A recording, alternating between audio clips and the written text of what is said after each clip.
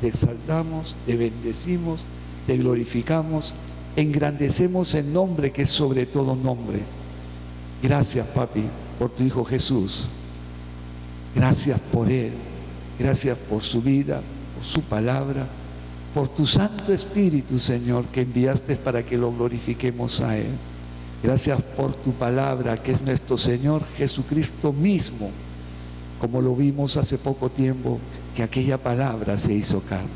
Gracias. En Cristo Jesús. Amén, amén y amén. Como ustedes bien saben, este es el último evangelio que es escrito. Lo escribe el discípulo amado Juan.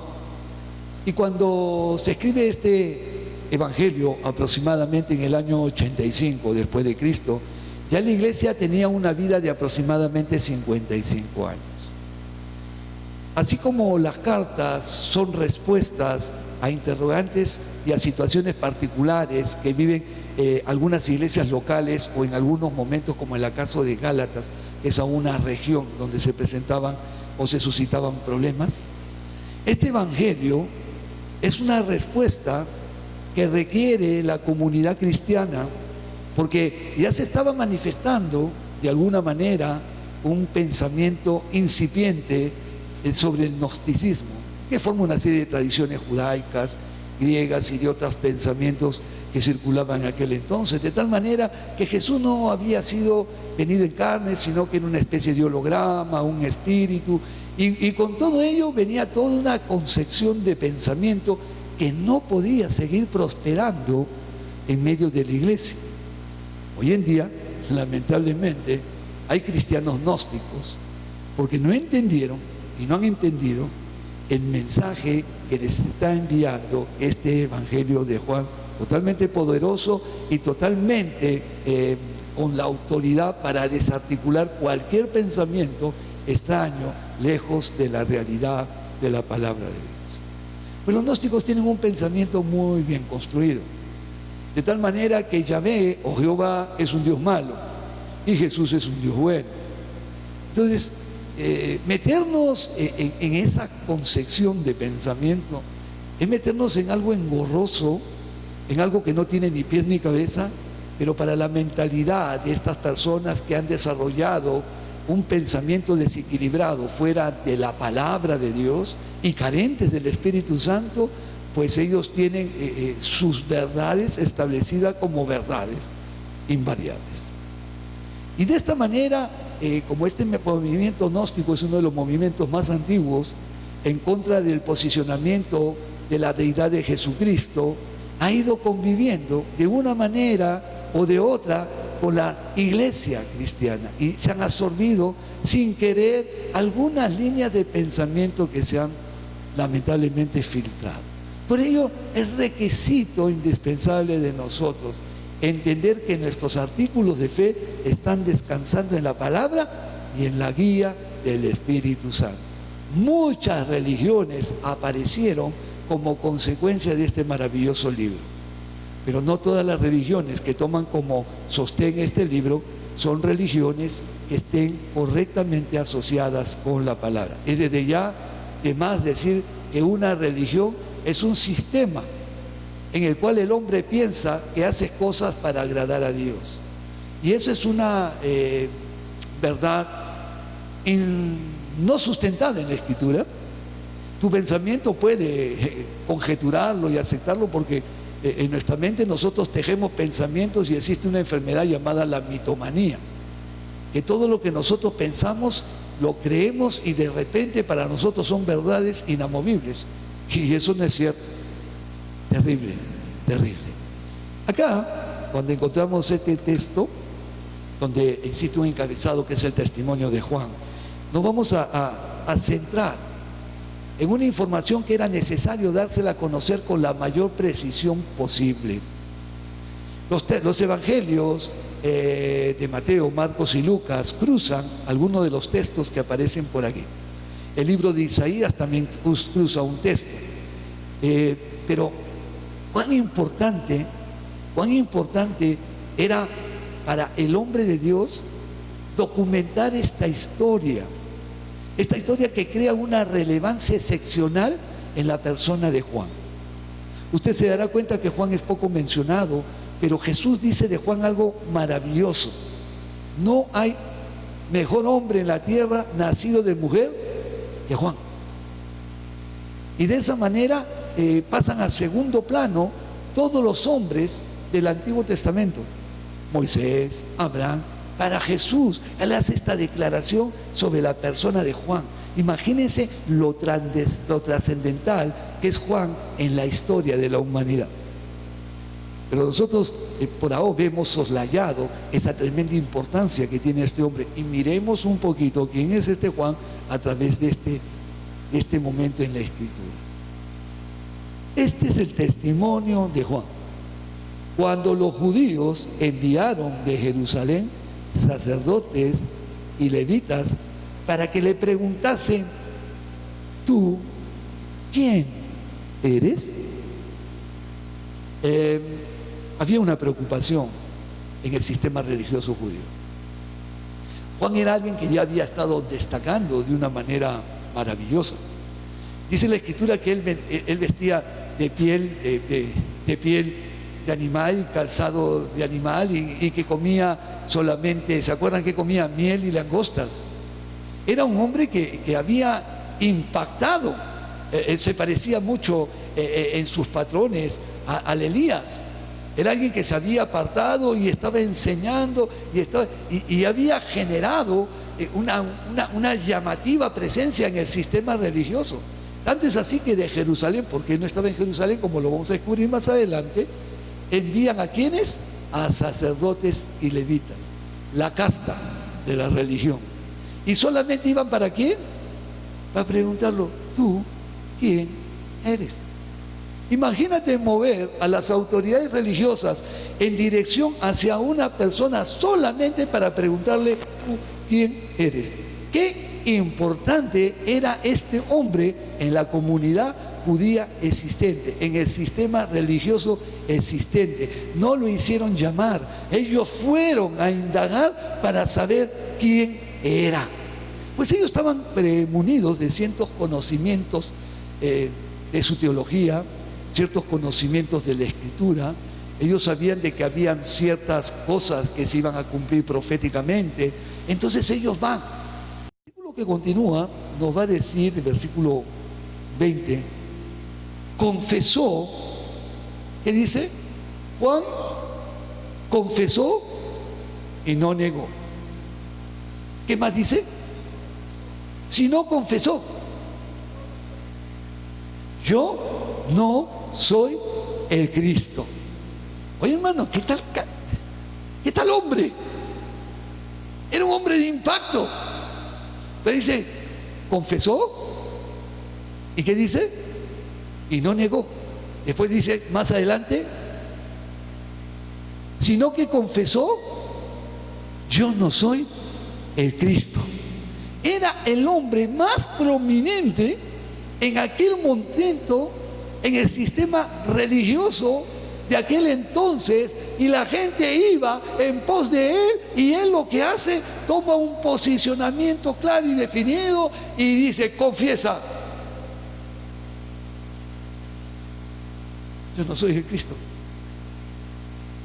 Hoy en día, ¿cuánta gente, en cuántos lugares, aún está en la iglesia tradicional, hay un hombre que se llama el vicario de Cristo, el representante de Cristo en la tierra? ¿Qué distancia con este Juan? Hoy en día tantos hombres que dicen: yo soy el ungido dentro de la iglesia. ¿Cuánta gente que tiene una actitud tan contraria a la que tiene este hombre? Por eso cuando Jesús dice de él: este es el mejor hombre nacido de mujer. Un corazón del cual nosotros debemos aprender. Un corazón y una vida que a nosotros se convierte en un ejemplo, una enseñanza. Por favor, acompáñenme al versículo 21. ¿Qué dice?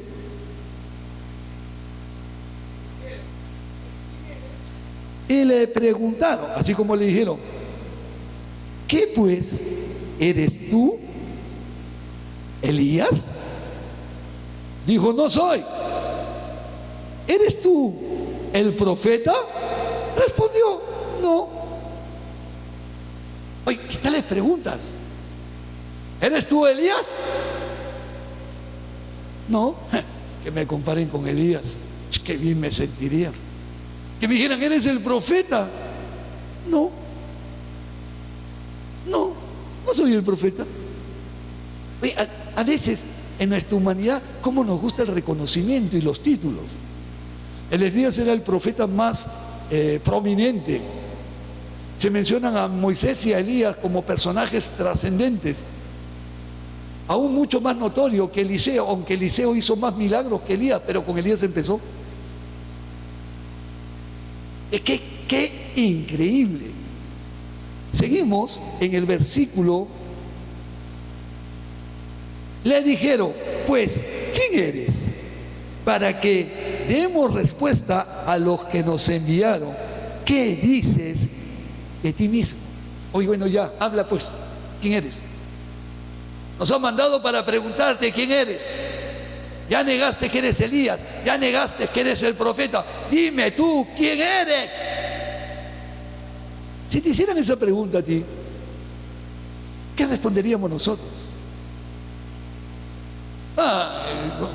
Gracias, pero a veces decimos yo soy pastor. A veces nos deshumanizamos para poder poner delante el título. Y soy simplemente Jerry. Y qué honra que este Jerry, que es simplemente Jerry, pueda estar en el ministerio del Señor. O poder servir a Dios. Porque cuando mi nombre aparezca en el libro de la vida y me llame el ángel y diga, no decir Pastor Jerry, decir Franz Jerry Orrego Guillén, ¡presente! No vaya a darme el título, maestro de escuela dominical Franz Jerry Orrego Guillén, profeta. Él no va a estar llamándome de esa manera. Basta que mi nombre esté escrito en el libro de la vida, viene todo lo demás. Porque yo tengo que aprender de la humildad de este hombre. Por eso cuando Jesús habla de él, que no hay mejor hombre nacido de mujer, es por el carácter de este hombre, el resultado de este hombre, la capacidad que tiene este hombre.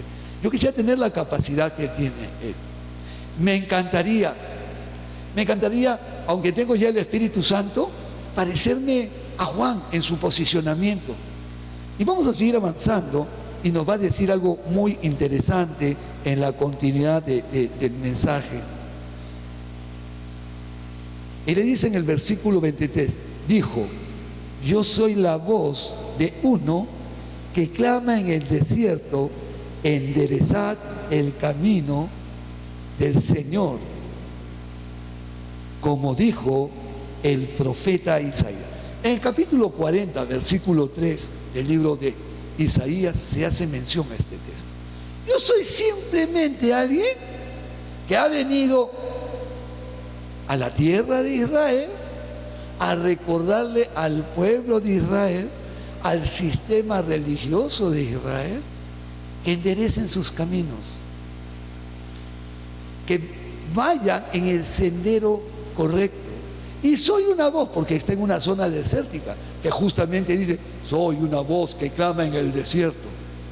Está en un lugar de poca habitación, de poca gente. Por eso fueron a buscarlo a él.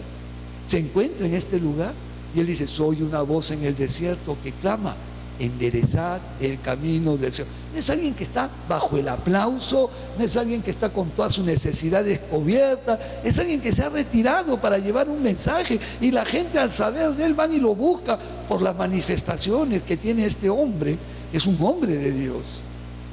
Interesante, no está en un lugar público, no está mandando un mensaje a la nación, no está buscando votos electorales, no está haciendo promesas, está pidiéndole al pueblo de Dios que enderecen su camino. ¿Por qué?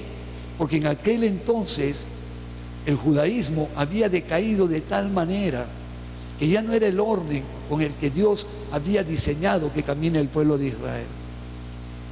Vinieron la casta religiosa, sacerdotes y levitas, a preguntarle, quizás en qué tono, para no pareciera que fueran tan amables cuando hablaban con él. Me parecía quizás que, si yo lo puedo, era un poco déspota la conversación que ellos pretendían tener con Juan, pero Juan en ningún momento perdió su posición. En ningún momento se aminoró o se achicó porque los religiosos venían y lo buscaban y le preguntaban.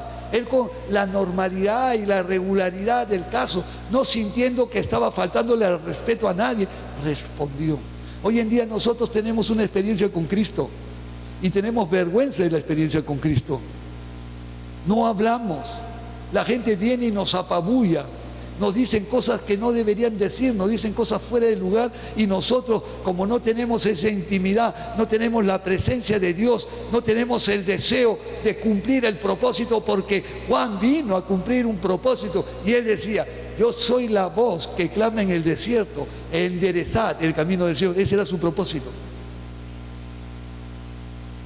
Era un profeta, sin pretender una posición personal. Él es el profeta, porque déjenme decirles que todas estas formas y estas preguntas que le hacen los judíos vienen de un pensamiento profético que ellos tenían, que iba a venir el Elías, que iba a venir el profeta. Ellos pensaban que ya estaba cumpliéndose eso, y viene y lo pechan a Juan, o le preguntan de la mejor manera. Pero cuando yo veo las preguntas son tan directas que no pareciera que tuvieran mucha amabilidad de por medio. Y seguimos avanzando en el texto. ¿Qué versículo nos encontramos, por favor? Y los que habían sido enviados eran la rama dura de la religión, los practicantes.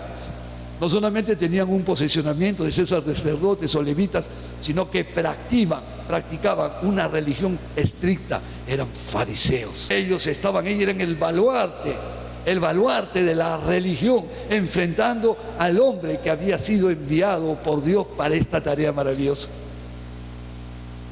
Imaginemos, sus ojos lo ven con pellejos por lo que come.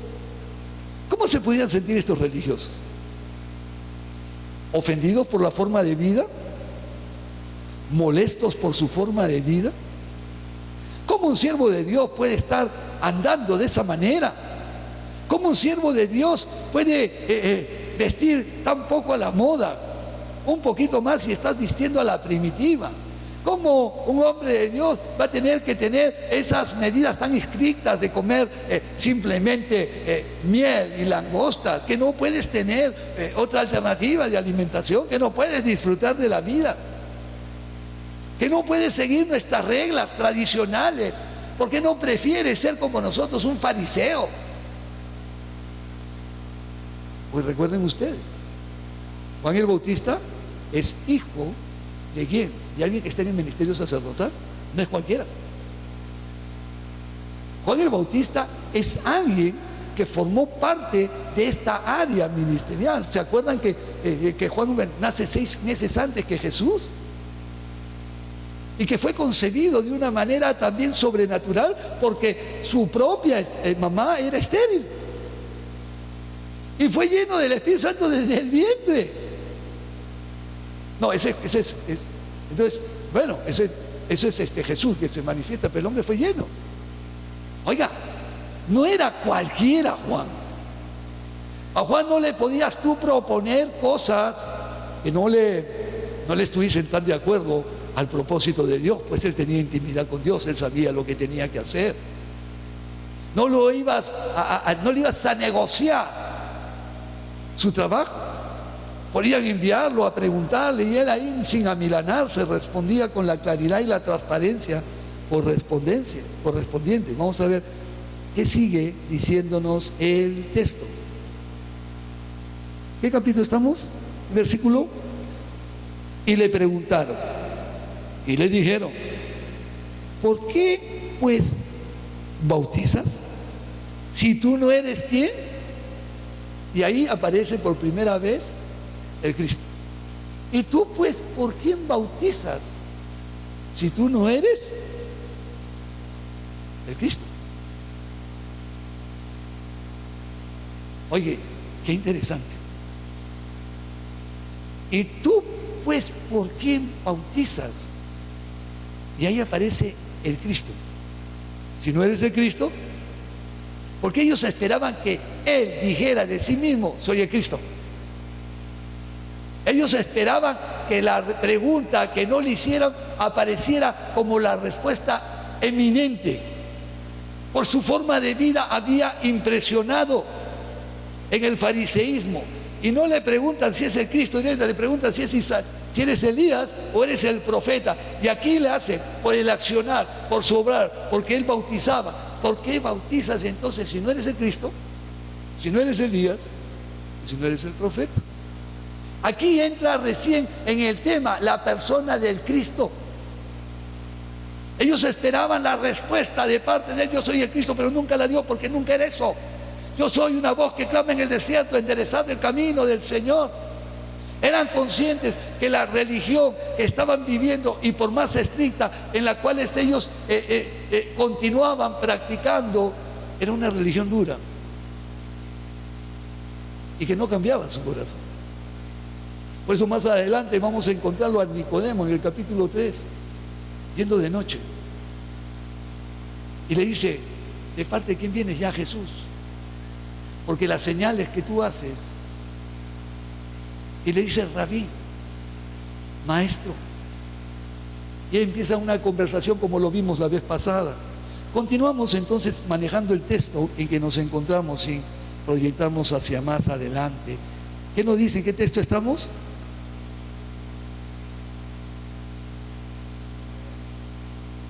Ni eres el Cristo, ni el Elías, ni el profeta. Juan le respondió diciendo: yo bautizo con agua, mas en medio de vosotros está uno a quien vosotros no conocéis. Miren la declaración que hace: yo vengo a bautizar con agua. ¿Tanto le molesta que bautice con agua? ¿Tengo que ser alguien extraordinario para bautizar con agua? Vamos a encontrar en los textos paralelos que se presentan en el libro de Lucas. Me acompañan, por favor, más adelante, para ir adelantando quizás un poco y darle vertiginosidad a este mensaje.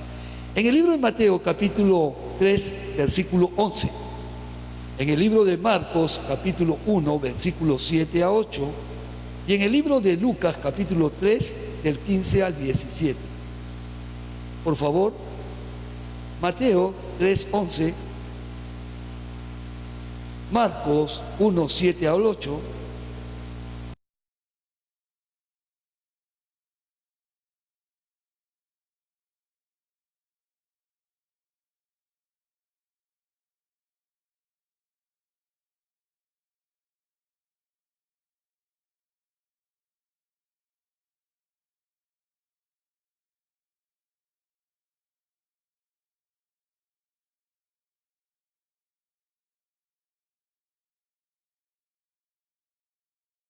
Texto, ¿en qué versículo nos quedamos? 26, ¿no? Juan le respondió diciendo: yo bautizo con agua, mas en medio de vosotros está uno de quien vosotros no conocéis. Está hablando de la persona de Jesús. Y qué interesante, ¿no? Parece que ellos van y buscan en el lugar equivocado. Dice que todavía no lo conocen. Vamos a ver qué va a decir más adelante, porque este es un desarrollo del mensaje. Jesús más adelante va a aparecer en esta historia, pero está ahí y ellos no lo conocen. Los religiosos de aquel entonces no tenían percepción espiritual de lo que iba a suceder o estaba sucediendo en el plan de Dios. Seguimos avanzando y nos dice el versículo: este es el que viene después de ¿quién? Bueno, dice que Jesús viene después de mí, después de Juan, pero ¿qué dice? El que es antes de mí. Oye, pero Jesús no nace antes que él. Primero nace Juan el Bautista. ¿De qué está hablando Juan el Bautista? Juan Bautista está hablando de la naturaleza sobrenatural de Jesús. Está declarando que Él es antes que yo. Aunque nosotros sabemos que cuando llega, hay una distancia de 6 meses entre Juan el Bautista, que es mayor, a Jesús. Y él dice, Elías antes de mí. Vamos a seguir avanzando. ¿Qué más dice? Del cual yo, ¿qué? No, ¿qué dice él? Yo no soy digno de desatar, como dice en otro texto, encorvado las correas de sus sandalias. Ni él mismo, siendo el primo mayor, ni él mismo es digno. Él habla de su dignidad. Yo no soy digno de hacer eso, de humillarme delante de él y amarrarle el calzado. Porque está hablando de humillación, está hablando de ponerse debajo de él, está hablando de servirlo a él. ¿Saben, hermanos queridos? Amarrar los calzados no es tan fácil. Hoy en día nuestra sociedad ha cambiado. Ahora tenemos zapatos, tenemos medias, tenemos desodorante, tenemos polvo para los zapatos. Esos tiempos que las sandalias estaban en contacto con el polvo, los pies sudaban y de todas maneras generaban ciertas cosas que propiamente eran los esclavos que hacían este tipo de servidumbre, rendirse de esta manera. Y Juan el Bautista, siendo tan connotado como es, siendo tan buscado para preguntar por saber quién es, él dice de sí mismo que él no es digno de desatar la correa del calzado de sus pies. ¿Por qué no aprender de Juan el Bautista? ¿Por qué no aprender de este hombre que el mismo Jesús reconoce que es un ejemplo de humildad? Que es un ejemplo él va a decir más adelante, es necesario que yo mengüe, es decir, es necesario que yo me haga chiquito para que él crezca. No era alguien que tenía su posicionamiento en primer lugar. Hoy Dios, Señor, ¿por qué a veces no oramos así? Digo, Señor, enséñame a ser humilde. Enséñame a parecerme en el modelo de Juan el Bautista, cómo era capaz de hacerse pequeñito para que Cristo gobierne. Es lo mismo, cuando mi ego me gobierna, mi ego se hace grande. El versículo 28. Estas cosas sucedieron, ¿en dónde? Betabará, o Betaba. No sucedieron en Jerusalén, por eso lo enviaron, Betabará. Estaba fuera del territorio, de la ciudad de Jerusalén. Y dice, ¿qué más? Al otro lado del Jordán, bastante retirado, estaba la cosa, no estaba tan cerca. ¿Y qué más dice? Donde Juan estaba, ¿qué? Juan estaba cumpliendo una tarea de bautizar, de bautismo. Y déjenme recordarles algo, fue tan trascendental la obra que este Juan realizó en esta región, que traspuso los territorios de Israel, llegando aún hasta el Asia Menor o hasta Asia, cuando encontramos a Pablo encontrándose con 12 discípulos en la ciudad de Éfeso. Estos 12 discípulos, aproximadamente ya en el año 54 después de Cristo, 24 años después, solamente conocían hasta el bautismo de Juan el Bautista. Estos seguidores de Juan permanecieron por mucho tiempo, sabiendo que iba a venir un Mesías, tenían un entendimiento del Mesías, pero solamente conocían hasta el bautismo de Juan. Usted lo puede revisar en casa, Efesios capítulo 19. Apolos también solamente conocía hasta el bautismo de Juan, aunque tenía una claridad en una dimensión verdaderamente maravillosa como erudito que era, para poder ser el apologeta de la manifestación de Jesucristo, el defensor ardiente a través de las Escrituras de que se había cumplido la profecía del Mesías en la persona de Jesús. Seguimos avanzando y nos dice el versículo que continúa. ¿Qué versículo estamos? No, ahí nomás. Donde Juan estaba bautizando. Ahí ubicamos a Juan. Cómo la vida de este hombre trasciende. Y nosotros tenemos que aprender algo. Él mengua, él nos necesita, pero su vida trasciende. ¿Por qué no hacer que nuestra vida trascienda? Siendo ejemplo. Porque déjenme decir, Jesús Jesús tiene un ejemplo de humildad tremendo. Y encontramos a un hombre humilde como Juan.